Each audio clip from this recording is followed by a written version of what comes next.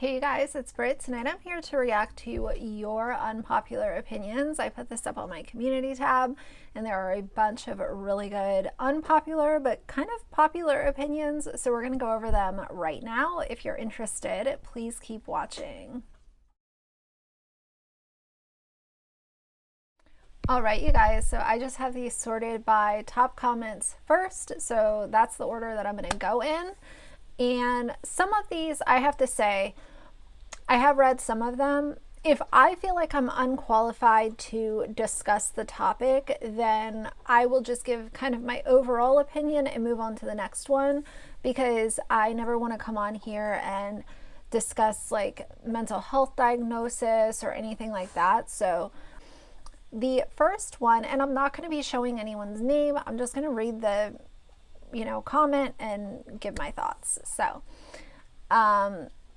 and I'm sorry if you guys can hear Axel. He's finishing his treat right over here to the right of me. I think he's far enough away from my mic, but I don't know. So he's almost done though. The first one says, there is a huge stigma when it comes to mental illness. And no matter how many movies are made on the subject or how many headlines we read that are a direct result of mental illness at its worst, people are still afraid to talk about and truly understand it. Help for people struggling with mental illness should be more easily accessible, and unfortunately, it's even harder with those who desperately need the help the most. Completely agree with this, 100%. There's still a huge stigma attached to it. And as far as resources go, they should be easily accessible, and they should be easily accessible for not only people with health insurance, but also those who don't have health insurance, because it affects everyone. It doesn't matter what your income, your age, your race, your sex, anything like that. It doesn't matter. It can affect everyone, and it can affect everyone differently. And no matter if it's affecting you very, very badly, or if it's something that you've just recognized and you want help for, everyone should be able to access help, and they should have 100% accessibility to professionals in the field. And I hope that over the next few years, the stigma gets even better than it is now. And I hope as time goes on, maybe we can get away from the stigma altogether. But yes, I agree that there still is a huge stigma attached to it. Next says, TikTok is a horrible influence on the next generation. I wish it had been taken down last year. Here's my opinion on TikTok. Horrible influence. I could not agree more. So that's not an unpopular opinion to me. I've discussed TikTok before on my channel and my thoughts surrounding the app. And as far as my problem is, I know everyone loves the Charli D'Amelio and the Addison Rays, and they're just so wholesome and sweet. And I do think that they're nice girls. However, I have seen some of Addison Rae, specifically some of her dances on TikTok, and not only are the lyrics bad for young kids to be listening to, but some of the dances that she does are very suggestive as well. And her audience, she knows for a fact young girls are watching her TikToks, and unfortunately money talks. And even at a young age, you're going to go where the money is, and you're going to do what generates more attention and more revenue. And it's really unfortunate, because then you have younger girls. Liliana Ketchman is one of the young girls who's on TikTok, and she's much younger than an Addison Rae or Charli D'Amelio, but she's wearing next to nothing and making really provocative content. And I think that she's 12. I'll put her age on the screen. But the problem is that when you have, girls that are 17, 18, 19, 20, 21 doing this, and their young audience is watching it, you get the copycats, and then it turns out to be young girls on TikTok wearing next to nothing, doing these dances to really, songs, sure, I would listen to, but I'm also not 12. As far as all of that goes, I do believe it's a horrible influence, and unfortunately, you get a lot of parents that are not monitoring their children's social media. So sometimes parents don't even know that their kids are posting this stuff to the internet.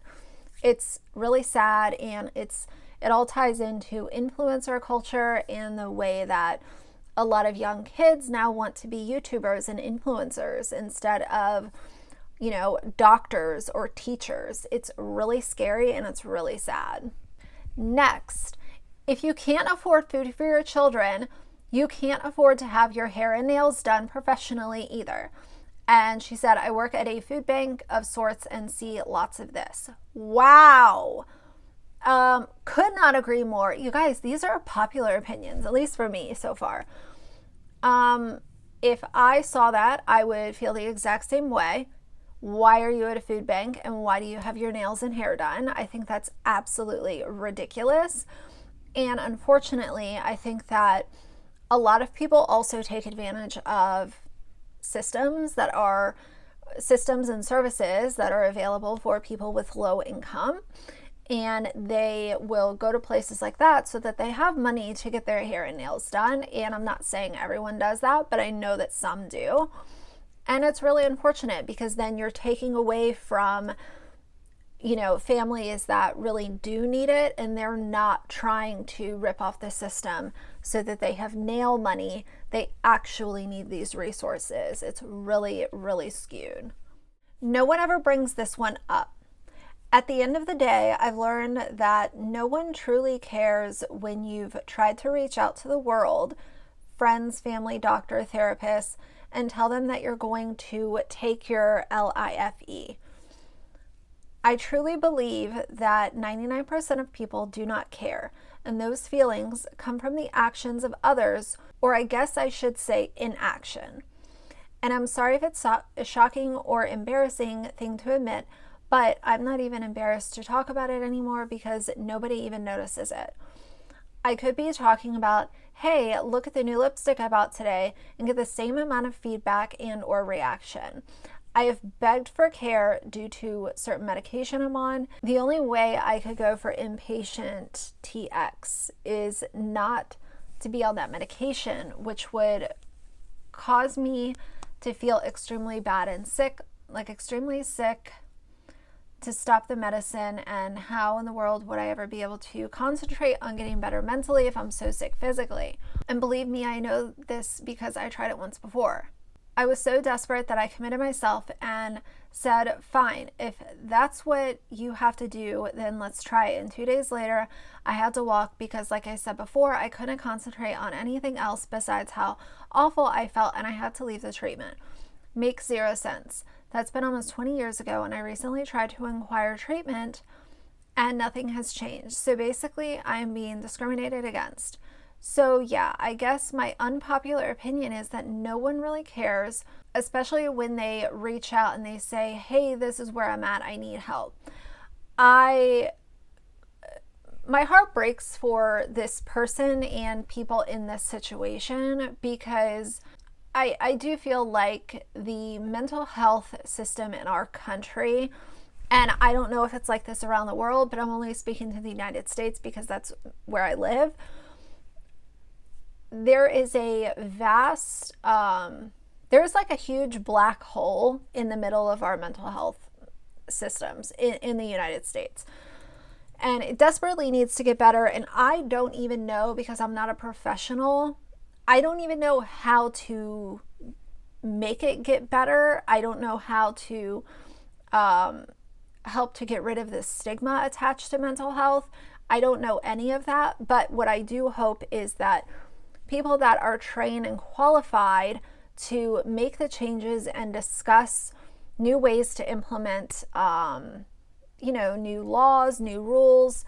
I hope that over the, coming months, years, some things change, because it is just heartbreaking to see what some people go through in this country to even attempt to get help, and either they're ignored, turn down, it's too expensive, there's no room, any of the above. Next comment, I've been called selfish for my decision to remain childless, but I feel as though bringing a child into a broken home or a life where the parents aren't able to provide for the child is what is truly selfish. Also, there's no need for families to have a ton of children. The world is clearly overpopulated. Please reference 2020.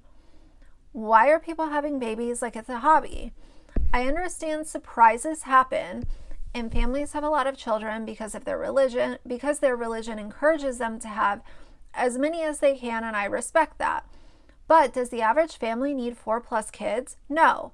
The last statistic I saw is that an average of 200,000 plus children cycle through America's foster care adoption system every year, but you want to have your own children. And I'm selfish? Got it. I couldn't agree more with that. I really understand the religion aspect that she also mentioned. I think that's something a little bit separate. But I do believe that people have way too many children. And a lot of times, that's why I also talk about these mommy vloggers on YouTube, is having children is a business move for them.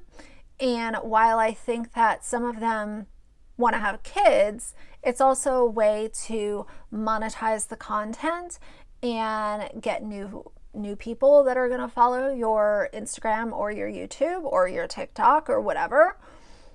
And it's super irresponsible to look at having kids as a business move or a way to make money. It's disgusting. And yes, the world is overpopulated. Absolutely. Okay, next. Ooh, this is a good one. Weddings are a waste of time and money. Side note, I'm specifically talking about the event itself, not actually being married. I could not agree more. Yeah, I could not agree more, you guys. Like, I've talked in other videos how I'm not against marriage, but as far as throwing an expensive party for your friends and half the time a lot of strangers that you hardly even know is ridiculous. I am all for getting married and doing the thing, but I also believe in having a really small reception with close family and friends in order to celebrate the day. I don't think that it needs to be this $400,000 event where you have 200 people that you're probably not going to see ever again, or maybe you're only going to see them once a year at like a holiday party. It's just ridiculous. It's a flex session. It's a way, in my opinion, to impress your friends, and I just think it's all a sham. Big wedding, never going to be for me. Not now, not ever.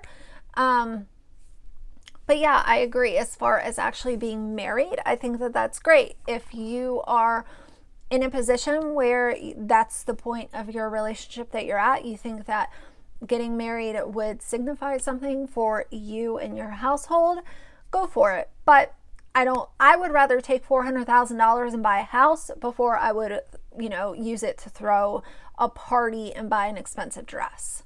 When do people stop teaching their kids to have manners and be respectful to their elders? From the moment my kids could talk, I taught them to say yes ma'am and no sir, etc. I even spoke to them that way so they would get used to it. Also, etiquette has been lost. No one hardly sends thank you notes anymore.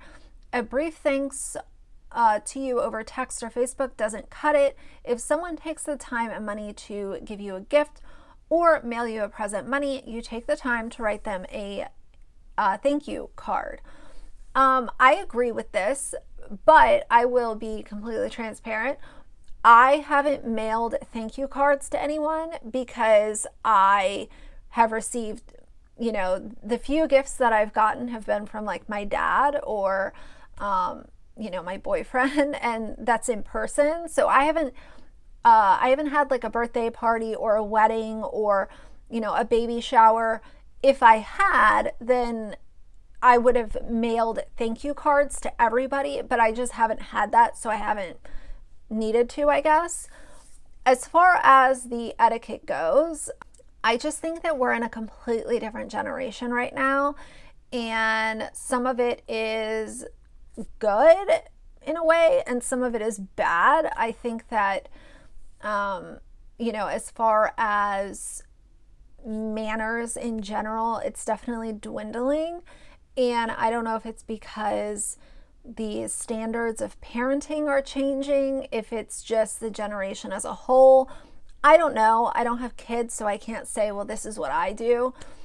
But it is very interesting to see how things have changed over the last 30 or so years. And just to see how like my dad was raised versus how I was raised, even that's different. Times are always changing, and sometimes it's good and sometimes it's bad. But I would say manners is like the bare bones of what you should be teaching your children. Okay, next. I can't believe I'm actually saying this, but gender reveals. I feel like people do them just to be able to post publicly about it. I completely agree, but I mean, she's not really talking about gender reveals here. She's talking about like sex reveals. This is a boy or a girl. And again, I haven't had a child, so I can't say, well, this is what I did. But I think a lot of pregnancy and being pregnant is to create content for social media, to be able to show your friends and sort of one up each other depending on who your friend group is. And I realize that some people utilize social media because their family doesn't live near them and it's a way to share pictures and stuff. But I think a lot of stuff surrounding pregnancy and very small children is a lot of unnecessary stuff. I don't know if I just had a really simplistic childhood or if this is just the day and age that we're living in now, but overly extravagant birthday parties for like a 1-year-old. I mean, you guys, like when I turned 1, I had a chocolate cake and like a little home video that was done. Like I realized it could just be the way that I was raised, but having, bringing the zoo to your house for a 1-year-old's birthday party and bottles of champagne and a live band and all of this stuff that some people do, it just makes me laugh. Okay, next. Cancel culture has turned into bullying culture. The goal should have been to hold people accountable for their actions, but it's turned into people bullying others with almost no consequences. It needs to stop. I've always said that I don't call it cancel culture. I call it holding people accountable, holding people responsible culture, and asking for some accountability out of public figures. As soon as someone famous or semi-famous gets into a scandal, it's automatically an opportunity for people to hit below the belt and turn it into a drag people through the mud event. It's absolutely disgusting, some of the stuff that I've seen, and that's why I've also referenced this in some of my Without a Crystal Ball videos, where if you're gonna talk about her actions, that's one thing, but to hit below the belt and talk about stuff that should be off the table is where this whole cancel culture mob mentality comes into play.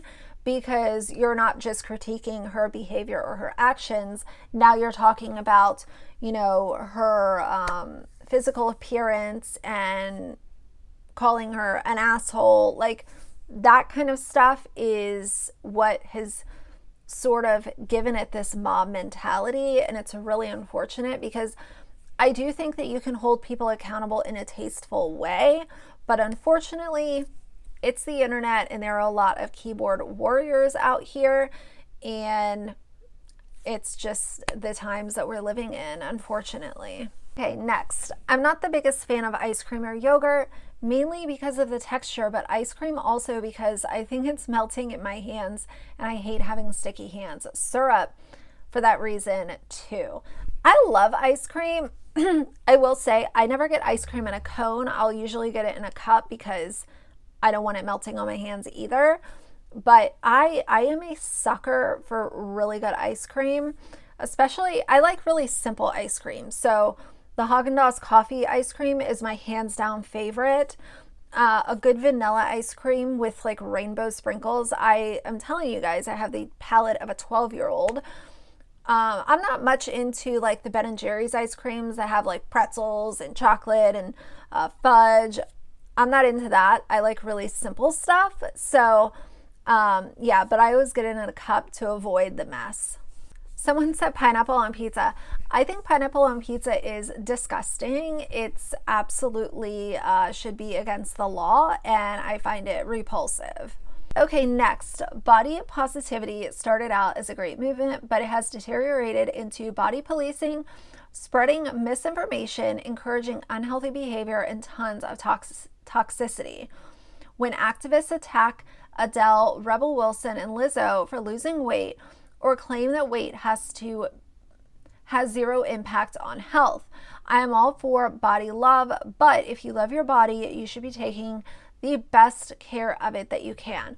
I agree with everything that you said here. And I realize why this could be viewed as an unpopular opinion, but I'm completely on your side. I think that, you know, it's exactly what you said in your last sentence. Love your body, but you should be taking the best care of it that you can. In my opinion, body positivity has a really good message behind it, but it has become very twisted and sort of shrouded in negativity because of some of the things that have surrounded it. And I think that this happens with a lot of things that start out good and then sort of morph into a jumbled mess. Cancel culture needs to stop. I will go back to what I said about the other comment where it should be holding people accountable culture, asking for people to take some responsibility culture. But unfortunately, the keyboard warriors will go at it, and even not just keyboard warriors, but also YouTubers and Instagrammers they cannot have a logical conversation in order to raise concerns, because they will come out and just start insulting someone and being beyond toxic and gross. And that's where cancel culture gets its name. That's where bullying comes into play. And I've had it done to me, and I've seen it done to other people, and I will never, ever, ever participate in it on my channel. And, I think that we can all have opinions and share them in a meaningful way. But I don't think that bullying or being hateful is anything that adds nothing to the conversation. I hate Nutella too. I hate Nutella. And I don't find anything entertaining on TikTok other than furniture flips. And I enjoy my side part in skinny jeans. All popular opinions. I don't know what furniture flips are. Is that like reupholstering furniture? Maybe? I don't know. I hate sushi. I don't care how popular it is. I don't like the texture of it. It makes me want to gag. I don't like standard sushi. I will eat a California roll, but that's about it. And that's not really like real sushi. Aside from that, I might have sushi once every 2 years. It's not often at all. Next, this is the same comment. So, can't stand the following actors. Brad Pitt, he's too into himself and he's not even a good actor, nor is he that good looking. I don't think he's good looking anymore. I do think that he had his time, but I think that the ship has sailed. Tom Hanks, so overrated. He's okay. I think Tom Hanks is pretty good. Especially back in like the 90s, I do love Forrest Gump. I think that's an amazing film, but he is hit and miss. George Clooney, another one that loves the fuck out of themselves. I agree. I'm not the biggest Clooney fan. Worst female comedian, Sarah Silverman. Can't stand her voice and she's not even funny. Not even a little bit. I don't care for Sarah Silverman. I also don't care for Amy Schumer. I don't like Amy Schumer. As far as like stand-up comedians, probably all-time favorite would be Dave Chappelle. I think that he's just number one always in my book. Jerry Seinfeld's pretty good stand-up for a reason. I don't know. A lot of the female comedians are more obnoxious than they are funny to me. I don't like avocados, and I think we should quit feeding toxic attention-seeking celebrities, politicians, and YouTubers any attention or time. But seriously, I really don't like avocado. I like avocado and guacamole. That's about it. I'm not like the avocado toast kind of girl. Not really my thing. But I do love a good spicy guacamole. And as far as, you know, feeding attention, I think there's a difference between feeding attention and sharing an opinion. And as far as, you know, if I didn't have my YouTube channel, I would not be paying attention to half of these people and what they're doing. But I do feel like when I have a platform, it allows me to elevate my voice and my thoughts, and I love opening up the dialogue with you guys. But if I didn't have a YouTube channel, I wouldn't be, you know, looking at what these stupid ass influencers are doing, just keeping it real. Unpopular opinion. Okay, I can handle this. I like mushrooms. They're yummy. I like mushrooms and I cannot lie. I also like to snack on onions. I will eat mushrooms on my pizza, but aside from that, don't like mushrooms, and I hate onions so much. I don't care if they're cooked, raw, caramelized. Onions are disgusting. I will eat them at Chipotle, but that's only because I can't really pick them out. Aside from that, if I have a choice to add onions to anything, I will run for the hills. Next, drug addiction is a disease and it should be treated as such. Decriminalization is a step in the right direction and will help with harm reduction, but not make everyone do drugs. Couldn't agree more. I think that's an excellent point, and I think that harm reduction is huge, and I do believe that decriminalizing would be a huge step in the right direction. I agree. Cancel culture is not real. Oh, this is a new comment. Cancel culture is not real, at least in the sense that most people think it is. Besides the fact that no one ever truly gets canceled, cancel culture is just people weaponizing real issues such as R, H, etc. to expose people they don't like in the hopes of canceling them, when in reality, they don't really care about those issues. They make our fight for social issues look bad by trivializing, misrepresenting, and weaponizing them, and the proof of all of this is those same people don't care when it's their faves doing the same thing. Just look at the Shane stands coming out of the woodwork with the James Charles stuff, using the real issues such as behavior, PEDO, and get a one-up for their fave being canceled for the horrific things that he's done. These people argue over us and take over the cause, morphing it into something completely unrecognizable. But don't get me wrong, I also side-eye people who say, I'm so sick of this cancel culture, because 9 times out of 10 is followed up by, everyone's just so sensitive, too PC nowadays, and even something completely bigoted. Cancel culture and anti-cancel culture are two sides of the same coin. Nobody listening to the marginalized communities and everyone talking over us. I agree with that. I've never really thought that cancel culture is real. I think that it's a tagline, something to get attention and get people talking. But as far as people actually being canceled, most people that leave on their own time. Jenna Marbles, people wanted to say, oh, Jenna was canceled. Jenna left on her own schedule. She stepped away. Emily Leah, she stepped away. She wasn't canceled. So, I mean, you know, cancel culture, that could be a whole video in itself. Okay, next. Amber Heard, Johnny Depp.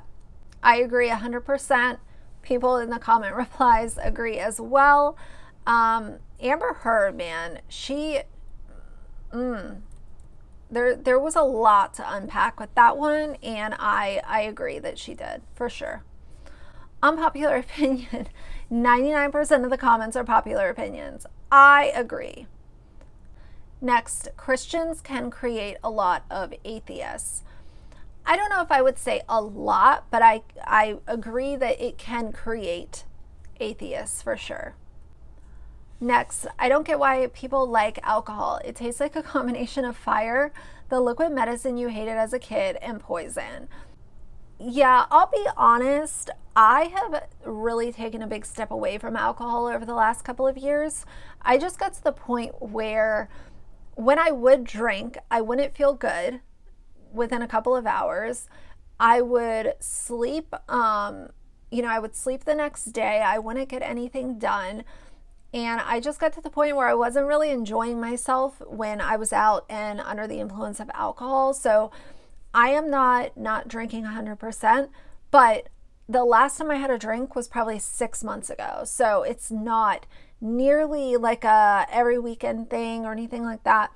And I don't know if it'll stay like that forever, but I just got to the point where I didn't really enjoy it. So if I wasn't enjoying it, then why am I spending $20 on a cocktail at the bar when I don't enjoy myself once I drink it? It was a big waste of money for me.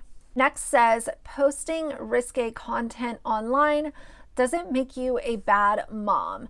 I agree with that. As long as your child's welfare is being taken care of and excuse me, everything is being watched after and your kid is in good hands, posting content like that online that's your journey. You do you, boo. Having more than 2 biological children is excessive. We decided before marriage to foster adopt in addition to biological children if we were able to. We have 2 bios and are preparing for their brothers or sisters now. Some people think it's odd to do this when we clearly can have our own, but we just feel no need to keep pumping humans out when there's already perfect children in the world waiting for love and a home. I think that's absolutely amazing, especially people that are in the financial position to adopt. I love to see it. I love to see successful adoption stories and these kids that are caught up in the foster system for days, months, years, to have them go to a home that is surrounding them with love and kindness and the financial support that is needed to raise a child. I love to see it. Someone else said, I hate Nutella. Nutella is gross, you guys. Someone said, I hate the Vlog Squad. I never thought the Vlog Squad was entertaining, funny, relatable, none of the above. I never gravitated towards them. Not all MLMs are bad as others. I agree. I think that there's almost like a ranking system of the ones that prey on people who are unhealthy and not in a good financial position. And then there are the ones that just, pick whoever. There's definitely a scaling system, but no, they're not all. I feel like the worst ones are definitely Monate, Young Living, and Beachbody. Those are probably the bottom 3. Then you have others like Mary Kay that aren't as bad as like a Monate. So yeah, they're all a little bit different. Next says, legalizing all drugs will reduce crime. Although I have never and will never participate in that lifestyle, legalizing and regulating them like cigarettes will mean it's safer for the individuals, and the tax from the sales can be used to fund rehab clinics and shelters. People are going to do it regardless to make it beneficial. It won't completely eradicate crime, but it will take away the power from the kingpins. I could see that making sense. It's kind of hard because all drugs, I don't really know if all drugs, should just be available at the gas station. Like that could cause a big problem. But I do think that harm reduction is first and foremost. Next says, I don't like the TV show Friends. On a light note, people I know will say, like when Joey did ... On a heavier note, I still think we're in the dark ages regarding mental illness. Friends sucks. I don't think Friends is funny at all. I don't think it's entertaining. I never did, never will. And I almost think that the younger generation is saying that Friends is funny just because their friends are saying they like Friends. Does that make sense? I was always a Seinfeld girl. I grew up watching Seinfeld, and I have always thought that Seinfeld was a better written show. It was more entertaining. It was funnier than Friends. And I agree with the mental illness thing. I really hope that, some changes can be made here in the future. Smartphones and smart cars have created a bunch of idiots. I agree. Okay, if you can afford the newest iPhone, have your hair and nails done, and pull up to the grocery store in a nicer vehicle than most, you shouldn't be using your food assistance card and then going home to your government paid rental. Welfare king or queen should not be a career. I couldn't agree more. It's exactly what that other person said. If you have the balls to roll up and do something like that with a fresh set of nails and new hair, you need to check your heart, because you are a disgusting human being. I'm probably going to get hate for this, but I still don't believe self-taught beauty story is legit. There are too many holes in it, and I don't believe Not So Evil Stepmom is on the up and up with helping her. This is an unpopular opinion based on what I've seen other channels and other comment sections say. Not unpopular at all. I am sitting back and watching this play out with this girl Alex and what she's doing. I hope that things work out, okay? But according to what I've heard, the only solution is to give Mandy a house and a car and a cell phone and some money and a job. Like, what is that teaching her? You can give someone $25,000 fucking dollars and they're gonna run through it and be in the same situation. You can't give someone a house and a car and say that they don't know how to adult and just walk away while they have this house and stuff. She's going to get evicted again. She's not going to be able to pay her car insurance. Even if there's no car note, you still have to have the car insurance. If you don't know how to adult, how are you going to hold down the job? Good luck to them.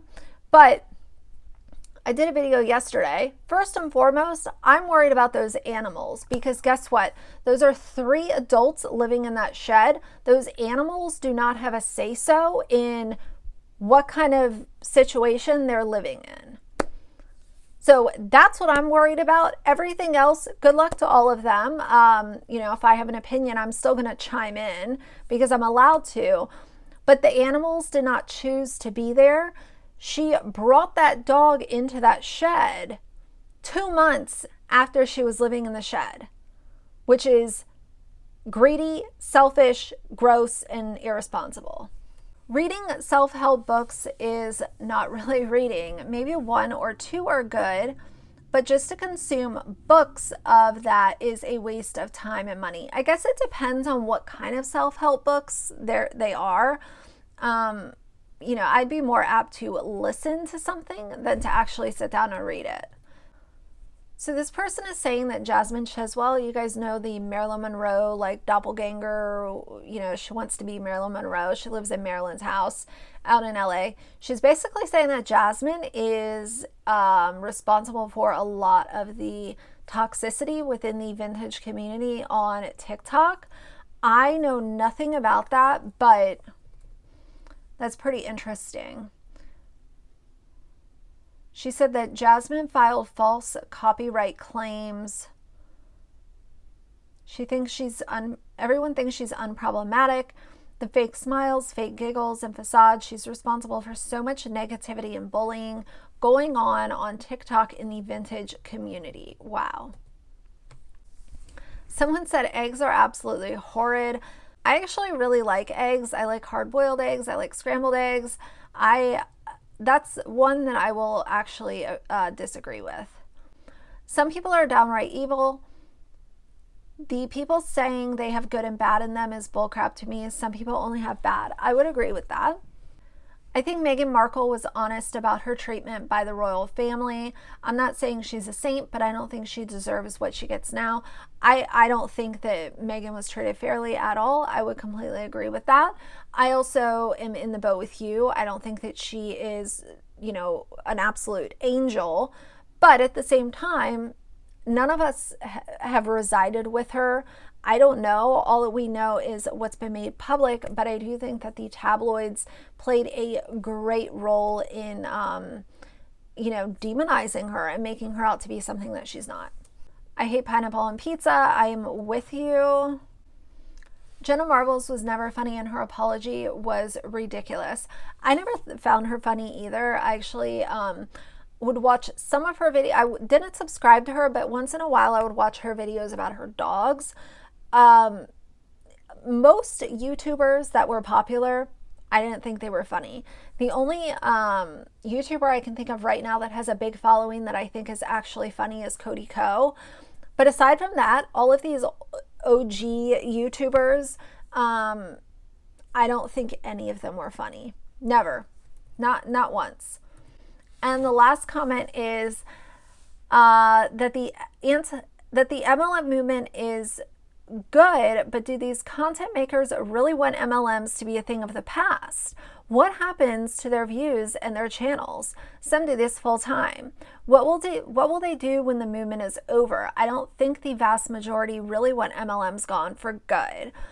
I think it's a huge thing to think of getting rid of MLMs permanently. I think in order to actually get rid of MLMs permanently, I don't think we're anywhere near that. But it is kind of interesting because you think that even if they start to dwindle, then the anti-MLM community would have less content to talk about. So I don't know. I mean, I also think that there are some anti-MLM creators that I think do it more for not necessarily for the best reasons. I'll leave that there, but it does get views, and it does get it has allowed some people to profit off of their content. If the MLMs are gone, then who are they going to talk about? That is a good point. So anyway, those are all of the unpopular opinions for now. I will definitely do this again in the future. I always like hearing what you guys are thinking about and what your, opinions are. I value them. So for now, if you like the video, please leave a like and a comment. And if you'd like to see more from me in the future, please subscribe. I'll see you guys soon. Bye.